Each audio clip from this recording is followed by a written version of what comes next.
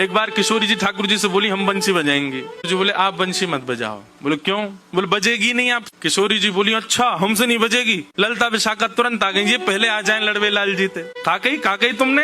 बोले मैं यूं कह रहा हूँ कि हमारी श्यामाजू बंसी ना बजा पाएंगी। अच्छा हमारी लाडली जू जब चले ना तो उनके पामन की नूपुर उनकी ध्वनि पे राग रागनी वारे वारे जामे, और तुम यूं कह रहे हो हमारी लाडली जी बंसी ना बजा पाएंगी।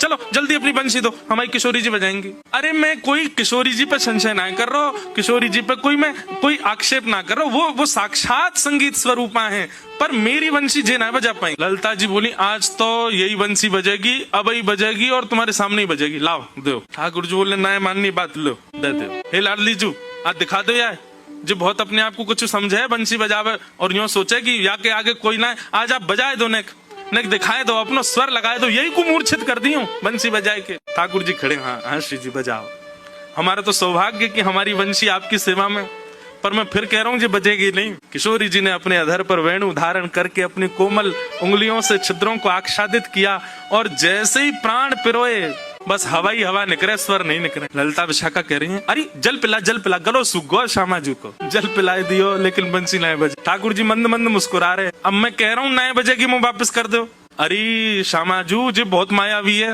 ये अपनी माया ते कछु कर सके, याने जरूर बंसी बांध दी होगी, याने बंसी को टोना टोटका करके बाकी स्वर सबरे अंतर ध्यान कर दिए, नहीं तो हमारी श्यामाजू कोई स्वर को कोई संगीत के वाद्य को स्पर्श कर दे, अरे स्पर्श मात्र से बजन लगे, ये बंसी क्यों ना बज रही है। ठाकुर जी बोले पहले वंशी वापस करो फिर बताऊंगा। किशोरी जी ने वंशी वापस करी। ठाकुर जी बोले अच्छा एक बात बताओ, आप वंशी को वादन करते समय मन में कौन को चिंतन कर रही? किशोरी जी बोली मैं तो कोई भी वाद्य बजाऊं आपको ही चिंतन करूं। बोले यही तो गलती कर रही हो, ये वंशी जो है ना हमारी अनन्य भक्त है। अनन्य को मतलब कहा होवे एक के अलावा दूसरे को ना भजे, और या वंशी में नित्य आपको ही चिंतन होवे, या वंशी में नित्य आपको स्मरण होवे, ये वंशी आपकी भक्ता है और आप या वंशी से मेरी भक्ति करोगी तो ये वंशी कैसे बजेगी।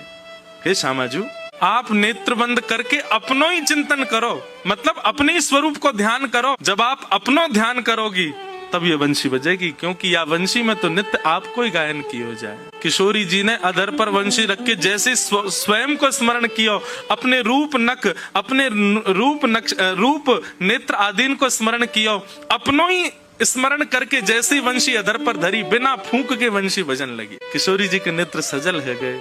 आपकी या अनन्य प्रेम पे ही तो मेरा मन करे कि मैं वारी वारी जाऊं।